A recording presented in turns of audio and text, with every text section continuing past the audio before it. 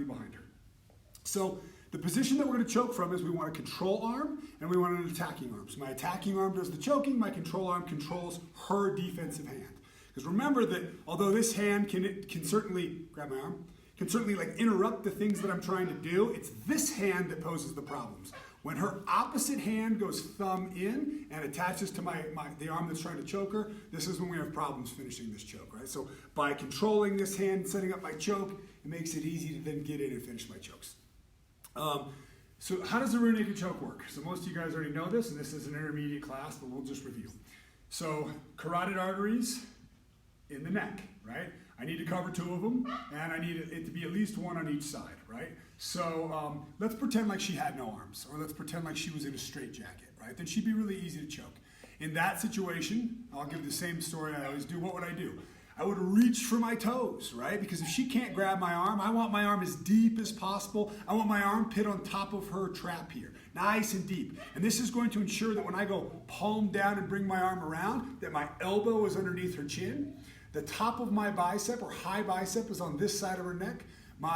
The blade of my forearm is on this side of her neck. And again, if she had no hands, what would I do? I would just push my fist towards my shoulder and she'd tap, right? But she has hands. So if I do this, she's going to grab my arm and I'm never going to finish this choke. So typically this choke happens with a nice sneaky hand that finds her shoulder in the back, and I cover my hand and I'm controlling the other one, and then I bump my armpit forward to get that same level of deepness, right? And I want my armpit all the way on her shoulder, and then I sink my hands in and I get my finish. We can finish the fundamental way with palms facing me and a deep breath in to make my chest big, right? Or we can finish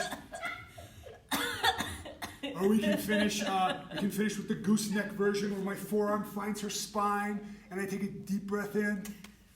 Right? Isn't this a great job? Does that make sense? So that's your basics. And one of the hand fights that I like to show right from the start, even in fundamental classes, I'll show this because of the analogy I used, right? I said, imagine if this person was in a straitjacket. If they were in a straitjacket, how easy would they be to choke? We can create a straitjacket fairly easily, right? So by controlling one hand, this is all we have to do. As long as I have control of one hand and I start to choke with another hand, we're going to get this outcome. She can only defend with the wrong hand. When she does, I open up a little bit, I switch hands and peel this guy down and choke her again. Now she comes up and defends with the only hand she has, and now she's got no hands, right? She's in a straitjacket. So in this situation, she tucks her chin, tries to hide her chin from me. I let go of the arm that's on bottom, so it's going to be this one, right? I let go and pick her face up, and I go right back into my choke. Does that make sense? I get to choke my wife a little bit today, so this is a fun class. So that's your review there, right? You can watch that a couple times, and then obviously get on the mat with somebody, your kid or your wife or your husband or your boyfriend or your girlfriend or whoever, and get some reps in, right? Please don't choke anybody to sleep. Remember that when somebody taps, we let go, right? Don't choke anybody to sleep, please. Does anybody need to see that again? I'm sure there's some liabilities there. Well, they won't need to because they can rewind the video. Well, it's live. Oh, yeah, I know. We're trying to get through a bunch of stuff. Okay, so, Professor Julie, is there anything you'd like to add there? Perfect. Okay, so we're going to go with a little bit more advanced stuff now, and we'll use Bobby for that. Bobby, do you